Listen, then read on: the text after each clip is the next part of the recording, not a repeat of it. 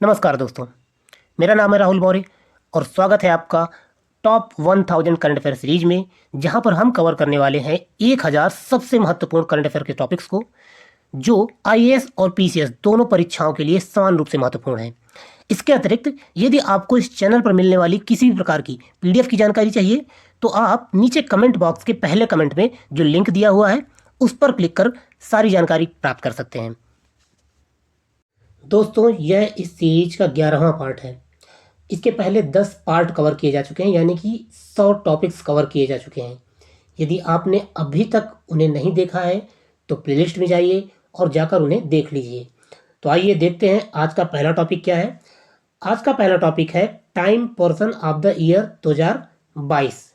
आप सब जानते हैं, टाइम मैगजीन में हर साल किसी न किसी को एक time person of the year घोषित किया जाता है और मुख्य पृष्ठ पर उसकी फ़ोटो भी आती है। ये मैगजीन अमेरिकी मैगजीन है, बहुत ही प्रचलित मैगजीन है, बहुत खास मैगजीन है। तो इसमें किसको इस बार जगह दी गई है, ये करंट का टॉपिक है, बहुत महत्वपूर्ण विषय है। तो देखते हैं, जो यूक्रेन के राष्ट्रपति हैं जेलेंस्की, अर्थात स्पिरिट ऑफ यूक्रेन, को वर्ष 2022 के लिए टाइम मैगजीन द्वारा पर्सन ऑफ द ईयर घोषित किया गया है तथा टाइम मैगजीन ने हाल ही के अंक में जेलेंस्की को कवर पेज पर जगह भी दी है। आप तो जानते हैं कि रूस और यूक्रेन के बीच जो युद्ध चल रहा है, उसमें पिछले 10 महीनों से जेलेंस्की बिल्कुल मजबूती के साथ अपने देश के साथ खड़े हैं। मतलब जो यूक्रेन है वो रूस के सामने टिक नहीं सकता है इतनी आसानी से, लेकिन जेलेंस्की इतनी मजबूती के साथ खड़े हैं कि उन्हें इतना महत्व दिया गया कि उन्हें time person of the year चुना गया। तो देखते हैं आगे क्या है। जो time person of the year चुना जाता है, इसे चुनने की परंपरा 1927 में शुरू की गई थी और इसे मैगजीन के संपादकों द्वारा चुना जाता है। वर्ष 2021 में, यानी पिछले साल किसे चुना गया था, तो स्पेस एक्स के सीईओ एलन मस्क को time person of the year चुना गया था। ये भी आपको याद रखना होगा। चलिए बढ़ते हैं अगले टॉपिक की ओर। अगला टॉपिक है 9वीं विश्व आयुर्वेद कांग्रेस। 9वीं विश्व आयुर्वेद कांग्रेस, ये 9वीं है, ये बात खास ध्यान रखिएगा। और कहाँ हुई है, तो गोवा में हुई है। ये 9वीं विश्व आयुर्वेद कांग्रेस गोवा में हुई है और दिसंबर महीने में। तो इसका समापन जो है वो प्रधानमंत्री जी के संबोधन के द्वारा हुआ था, तो इसलिए ये खास ही चर्चा का विषय रही है। तो देखते हैं क्या है इस टॉपिक में। तो आयुर्वेद एक ऐसा विज्ञान है जिसका आदर्श वाक्य है सर्वे भवन्तु सुखिना सर्वे सन्तु निरामया, मतलब सब सुखी हो, सब निरोग हो। और इसमें क्या है कि विश्व के 30 से ज़्यादा देशों ने आयुर्वेदिक परंपरा को दवाओं की एक प्रणाली के रूप में मान्यता दी हुई है। 30 से अधिक देश हैं जिन्होंने आयुर्वेद को मान्यता दी हुई है। इसे ज़्यादा से ज़्यादा देशों तक प्रचारित करना और आयुर्वेद को मान्यता दिलाना ही इस आयुर्वेद कांग्रेस का लक्ष्य है।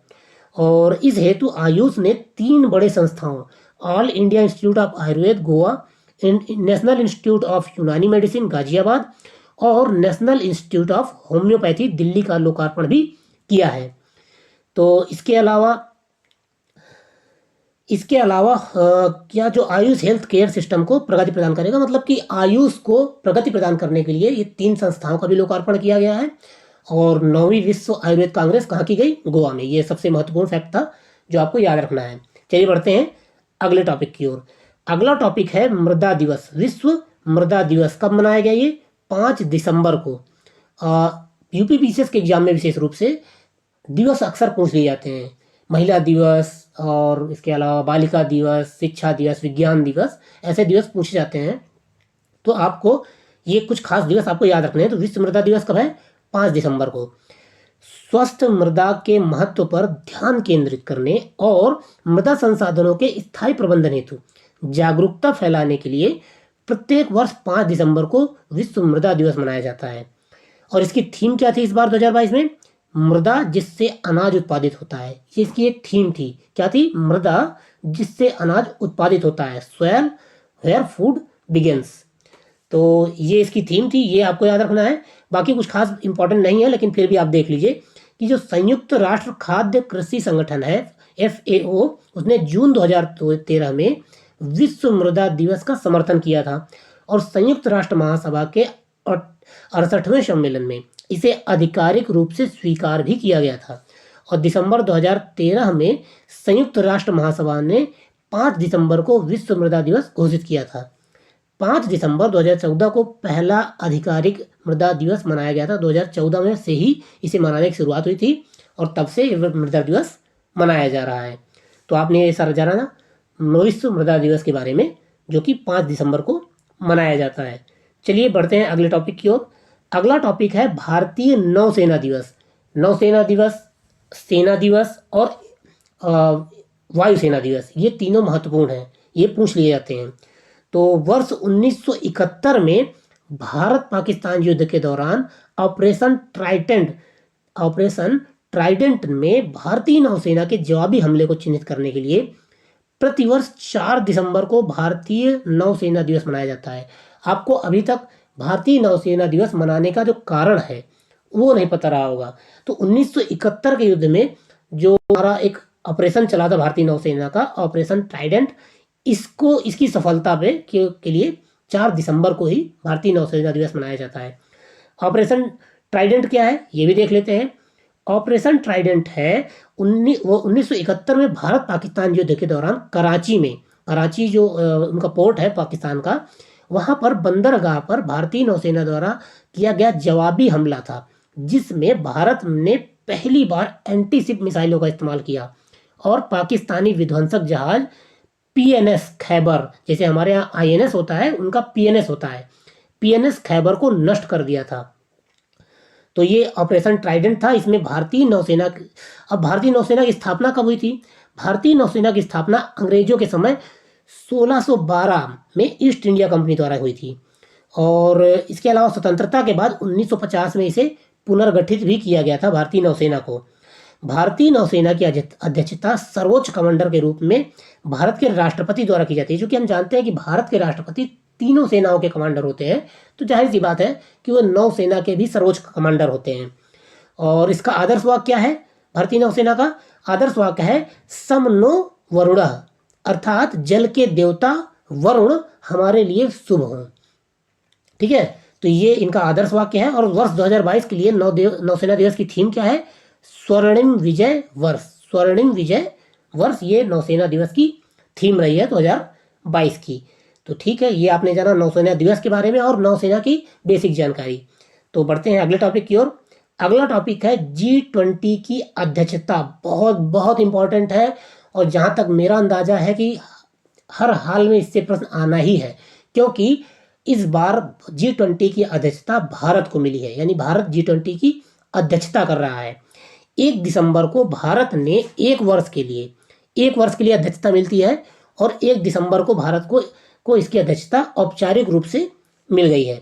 और विदेश मंत्रालय के अनुसार इसके द्वारा जारी G20 समूह की अध्यक्षता के दौरान आयोजित कार्यक्रमों में नागरिकों की भागीदारी सुनिश्चित करने पर विशेष बल दिया जाएगा। यानी भारत ने तय किया है कि जब हम ये G20 की अध्यक्षता करेंगे तो हम इसमें नागरिकों की भागीदारी अधिक से अधिक बढ़ाने की कोशिश करेंगे। और नई दिल्ली में इस बारे में जानकारी देते हुए विदेश मंत्रालय ने इस दिन को एक अविस्मरणीय दिवस बताया, क्योंकि G20 जो देश विश्व के सबसे बड़े 20 देश हैं उनका एक पूरा जो समूह है उनकी अध्यक्षता पहली बार भारत को मिली है। तो ये एक बहुत बहुत खास दिन है भारत के लिए। तो देखते हैं आगे इसमें क्या है। आगे है कि इसके अंतर्गत बताया गया कि भारत की अध्यक्षता का प्रमुख तत्व G20 को जनता के निकट लाना है, यानी G20 समूह को जनता के बिल्कुल निकट लाना, जनता इसके बारे में और विशेष रूप से जाने, ऐसा प्रयास किया जाएगा। इसमें विभिन्न जन भागीदारी कार्यक्रमों के माध्यम से नागरिकों की बड़े स्तर पर भागीदारी की योजना बनाई गई है और साथ ही विशेष G20 सत्रों में युवाओं और स्कूली छात्रों को शामिल करने का प्रयास किया जाएगा। और अध्यक्षता के दौरान इस बात पर विशेष जोर दिया जाएगा कि एक समूह के रूप में विश्व को प्रभावित करने वाले महत्वपूर्ण मुद्दों पर सभी को समान राय प्रस्तुत करना आवश्यक है। सभी का समान रूप से अपनी राय प्रस्तुत करना आवश्यक है, यानी कि भारत सभी को एक मंच प्रदान करना चाहता है।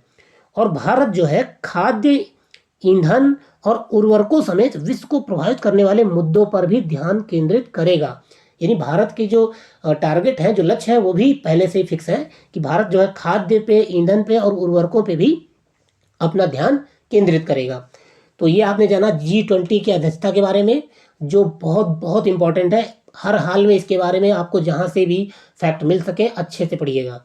और G20 के सारे देश 20 के 20 देश कोशिश कीजिएगा कि रट लीजिएगा। चलिए बढ़ते हैं अगले टॉपिक की ओर। अगला टॉपिक है प्रधानमंत्री आदर्श ग्राम योजना। और हो सके तो कमेंट बॉक्स में आप 20 देशों के नाम मुझे बताइए। और चलिए देखते हैं प्रधानमंत्री आदर्श ग्राम योजना के बारे में। तो इसे किस मंत्रालय ने चलाया है? तो जनजातीय कार्य मंत्रालय ने इसे चलाया है। वर्तमान देश भर में कम से कम 50% जनजातीय आबादी वाले 36,428 गांवों और 500 अनुसूचित जनजातियों को आदर्श जनजातीय गांवों के रूप में विकसित करने हेतु प्रयासरत है। ये प्रधानमंत्री आदर्श ग्राम योजना किसने चलाई है? जनजातीय कार्य मंत्रालय ने। और किसके लिए चलाई है? तो जो ट्राइबल विलेज हैं, जो जनजातीय गांव हैं, उनके विकास के लिए चलाया जा रहा है। और जनजातीय कार्य मंत्रालय ने मौजूदा विशेष केंद्रीय सहायता योजना को जनजातीय उप योजना का रूप दिया है। और इसके अलावा इसका नामकरण प्रधानमंत्री आदर्श ग्राम योजना किया है। यानी कि पहले इसे किस नाम से जाना जाता था? इसे जनजातीय उप योजना के रूप में जाना जाता था। और अब इसका नाम बदल के प्रधानमंत्री आदर्श ग्राम योजना, आदि आदर्श ग्राम योजना, आदि मतलब आदर्श, आदिवासियों से संबंधित है, आदि आदर्श ग्राम योजना से संबंधित है। तो इसके कार्यान्वयन हेतु जो निर्धारित वर्ष है वो 2021-22 से 2025-26 है। यानी 5 साल का टारगेट फिक्स किया गया है 2021-22 से 2025-26 तक प्रधानमंत्री आदि आदर्श ग्राम योजना से। और इसमें होगा क्या? जो यह राज्य सरकारों के प्रयासों के पूरक के रूप में जनजातीय उप योजना के अलावा विशेष केंद्रीय सहायता प्रदान करके जनजातीय लोगों के विकास एवं कल्याण में महत्वपूर्ण भूमिका निभाता है। और इसका उद्देश्य क्या है? इसका उद्देश्य है केंद्रीय अनुसूचित जनजाति घटक के तहत योजनाओं के अंतर्गत उपलब्ध जो फंड है उसका उपयोग करते हुए अधिक जनजातीय आबादी वाले गांवों में बुनियादी ढांचा उपलब्ध कराना और विकास संबंधी अंतर को कम करना। यानी जो विकास का गैप है, जो डेवलपमेंट गैप है, उसे कवर करना इसका लक्ष्य है।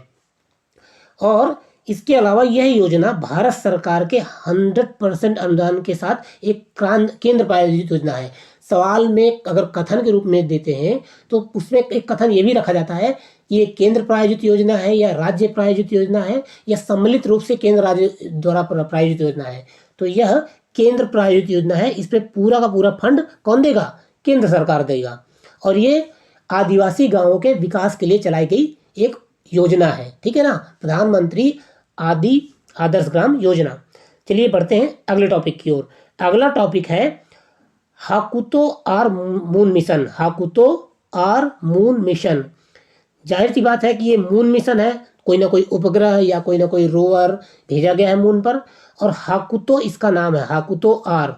हाकुतो आर थोड़ा सा अगर आप याद रखेंगे, होकाइतो, हाकुतो, ये सब जापानी नाम है। तो आप नाम से ही पता चल जाएगा आपको कि ये एक जापानीज सैटेलाइट है या जापानीज मिशन है जो चंद्रमा पर भेजा गया है।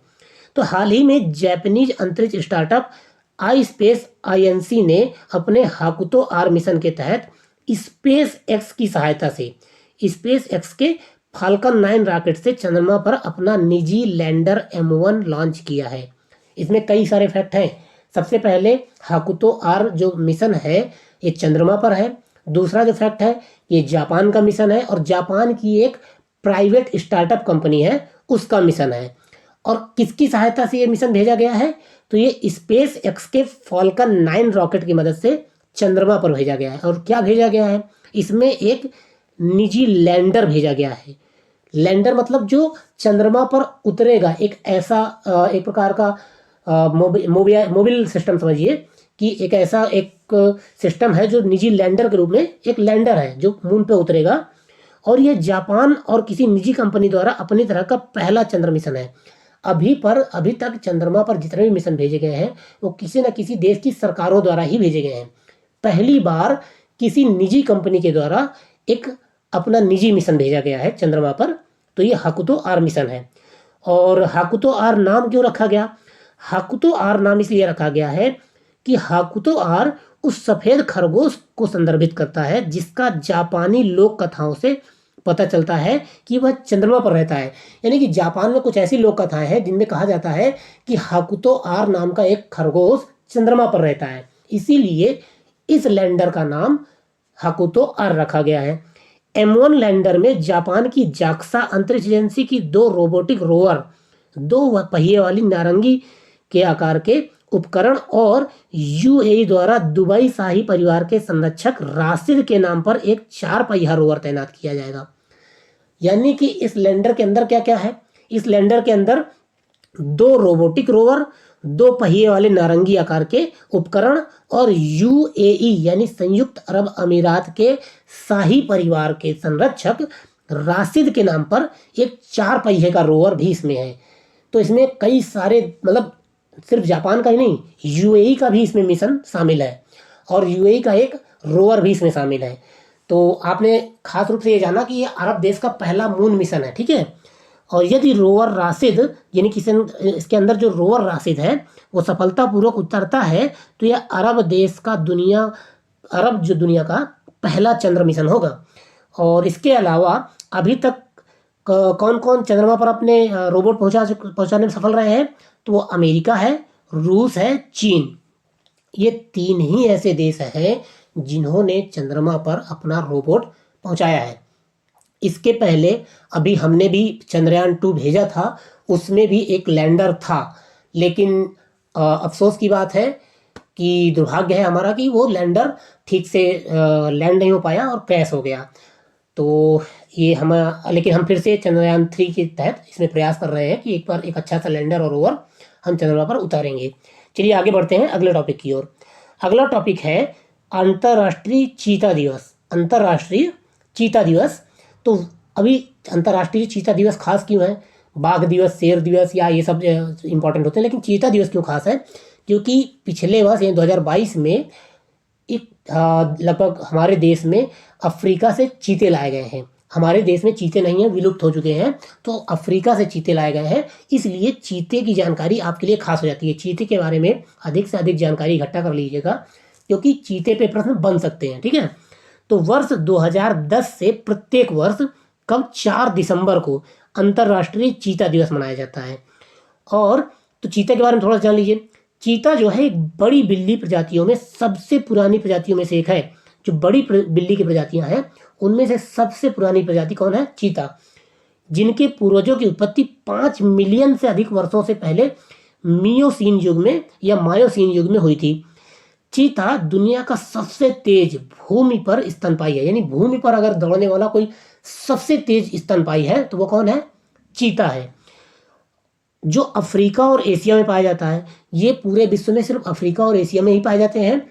हालांकि एशिया में ये अधिकांश जगह लुप्त हो चुके हैं। सिर्फ एक ही देश है जहाँ पर एशिया में बचे हैं, वो है ईरान, और अफ्रीका में बड़ी मात्रा में है अभी। तो दुनिया के 7,000 चीतों में से अधिकांश दक्षिण अफ्रीका में, नामीबिया में और बोत्सवाना में पाए जाते हैं। नामीबिया में चीतों की दुनिया की सबसे बड़ी आबादी है। तो विश्व में सबसे ज़्यादा चीते कहाँ पाए जाते हैं? नामीबिया में। और इसके अतिरिक्त कहाँ पाए जाते हैं? दक्षिण अफ्रीका में और बोत्सवाना में। और चीता एकमात्र बड़ा मांसाहारी है जो अधिक शिकार और निवास स्थान की हानि के कारण भारत से पूरी तरह विलुप्त हो चुका है। भारत से पूरी तरह विलुप्त होने वाला जो मांसाहारी जीव है वो चीता ही है। और इसके अलावा हाल ही में भारत में कितने चीते लाए गए हैं? 8 चीते लाए गए हैं। कहाँ से? नामीबिया के नामीबिया से लाए गए हैं। और कहाँ लाए गए हैं? भारत के किस राष्ट्रीय उद्यान में लाए गए हैं? कूनो राष्ट्रीय उद्यान में लाए गए हैं। कौन सा? कूनो राष्ट्रीय उद्यान। बहुत बहुत इंपॉर्टेंट है, बिल्कुल रट लीजिए कि नामीबिया से 8 चीते कूनो राष्ट्रीय उद्यान में लाए गए हैं। तो अब ये जान लेते हैं। और अक्सर इन्वायरमेंट और इकोलॉजी से क्वेश्चन आता है किसी भी जानवर के बारे में, तो उसका IUCN स्टेटस, साइट्स में उसकी स्थिति, ये सब पूछी जाती है। तो हम देख लेते हैं इनकी स्थिति क्या है। तो इनकी स्थिति के बारे में, अफ्रीकी जो चीता है उसकी IUCN की रेड लिस्ट में ये वल्नरेबल है, सुभेद्य है। और साइट्स की सूची में ये परिशिष्ट वन में शामिल है। और अगर इनका वितरण की बात की जाए कि ये इनकी संख्या लगभग कितनी है, तो वन में लगभग 6,500 से 7,000 अफ्रीकी चीते मौजूद हैं अफ्रीका में। और अगर एशियाई चीते की बात की जाए तो एशियाई चीता तो केवल ईरान में पाया जाता है, और ईरान में IUCN की रेड लिस्ट में ये अति संकटग्रस्त यानी क्रिटिकली इंडेंजर्ड है। ये जो एशियाई चीता है वो क्रिटिकली इंडेंजर्ड है, और साइट्स में इनकी स्थिति परिशिष्ट 1 है, परिशिष्ट 1 में ये शामिल है। और ईरान में केवल 40 से 50 चीते ही बचे हैं, यानी कि पूरे विश्व में एशियाई चीते केवल 40 से 50 बचे हैं। कहाँ बचे हैं? ईरान में। तो ये आपको ध्यान रखना है, एशियाई चीते बिल्कुल क्रिटिकली इंडेंजर्ड हैं। अगले टॉपिक की ओर चलते हैं। अगला टॉपिक है सेमेरू ज्वालामुखी। क्या नाम है इसका? सेमेरू ज्वालामुखी। अक्सर होता यह है कि उन्हीं ज्वालामुखी और उन्हीं भूकंपों के बारे में ज़्यादातर या उन्हीं चक्रवातों के बारे में पूछा जाता है जो चर्चा में रहते हैं या हाल ही में आपदा, जिनकी वजह से आपदा आई होती है। तो सेमेरू ज्वालामुखी अभी चर्चा में रहा है। क्यों चर्चा में रहा है? हाल ही में इंडोनेशिया के पूर्वी जावा द्वीप सेमेरू में, मतलब पूर्वी जावा द्वीप में स्थित सेमेरू ज्वालामुखी में विस्फोट हुआ है। तो सेमेरू जिसे द ग्रेट माउंटेन के रूप में भी जाना जाता है, ये जावा का सबसे उच्चतम ज्वालामुखी शिखर है। जावा का, ना कि इंडोनेशिया का, जावा का सबसे उच्चतम ज्वालामुखी शिखर है तथा सर्वाधिक सक्रिय ज्वालामुखियों में से एक है सेमेरू ज्वालामुखी। इसमें अंतिम बार 2019 में विस्फोट हुआ था और अभी 2021 में हुआ है। इसके अलावा इंडोनेशिया में विश्व के सक्रिय ज्वालामुखियों की सर्वाधिक संख्या होने के साथ साथ, यानी कि विश्व के सबसे सर्वाधिक ज्वालामुखी आपको कहाँ मिलेंगे? इंडोनेशिया में। इसके साथ साथ पैसिफिक रिंग ऑफ फायर, यानी जो प्रशांत महासागर है उसके चारों ओर सबसे ज़्यादा जो सक्रिय ज्वालामुखी पाए जाते हैं उसे रिंग ऑफ फायर कहते हैं, यानी परिप्रशांत अग्निवलय में अवस्थित होने के कारण यहाँ भूकंपीय उथल पुथल का भी खतरा बना रहता है। इसके अलावा जो सेमेरू ज्वालामुखी है, सेमेरू ज्वालामुखी भी सुंडा प्लेट यानी यूरेशियन प्लेट का हिस्सा है और इसके नीचे स्थित इंडो ऑस्ट्रेलियाई प्लेट के उपभाग के रूप में निर्मित द्वीपीय चाप का हिस्सा है। तो ये जो सेमेरू ज्वालामुखी है ये यूरेशियन प्लेट का भी हिस्सा है और इसके नीचे ऑस्ट्रेलियन प्लेट भी मौजूद है। ठीक है, आगे बढ़ते हैं। आगे है कि अगला टॉपिक मेजर ध्यानचंद खेल रत्न पुरस्कार। ये बड़ा चर्चा में रहा है क्योंकि राजीव गांधी खेल रत्न पुरस्कार का नाम मेजर ध्यानचंद खेल रत्न पुरस्कार कर दिया गया है, इसलिए ये चर्चा में रहा है। तो क्या घटनाक्रम है? घटनाक्रम है कि हाल ही में प्रधानमंत्री ने हॉकी के जादूगर मेजर ध्यानचंद के नाम पर देश के सर्वोच्च खेल रत्न पुरस्कार राजीव गांधी खेल रत्न पुरस्कार का नाम बदल दिया है। यह 4 वर्ष की अवधि में एक खिलाड़ी द्वारा खेल के क्षेत्र में शानदार और सबसे उत्कृष्ट प्रदर्शन के लिए युवा कार्यक्रम और खेल मंत्रालय द्वारा दिया जाने वाला पुरस्कार है। कौन सा मंत्रालय प्रदान करता है? खेल मंत्रालय प्रदान करता है, और 4 साल में प्रदान किया जाता है। जो सबसे उत्कृष्ट खिलाड़ी होता है उसे प्रदान किया जाता है। और उसमें इस पुरस्कार के तहत क्या क्या प्रदान किया जाता है? तो इस पुरस्कार में 25 लाख रुपए का नगद पुरस्कार, एक पदक और एक सम्मान पत्र दिया जाता है। और यह कब स्थापित हुआ था यह खेल रत्न पुरस्कार? तो 1991-92 में इसे स्थापित किया गया था। और इसे सबसे पहले किसे प्रदान किया गया था? तो इसे दिग्गज खिलाड़ी, शतरंज के दिग्गज खिलाड़ी विश्वनाथन आनंद को दिया गया था। तो आपने जाना खेल रत्न पुरस्कार, जिसे मेजर ध्यानचंद खेल रत्न पुरस्कार नाम दे दिया गया है, उसके बारे में। तो ये थे आज के मोस्ट इंपॉर्टेंट 10 टॉपिक। और आप कमेंट बॉक्स में मुझे उन 20 देशों के नाम जरूर बताइए जो G20 में शामिल हैं। चलिए मिलते हैं अगले वीडियो में अगले टॉपिक्स के साथ। धन्यवाद।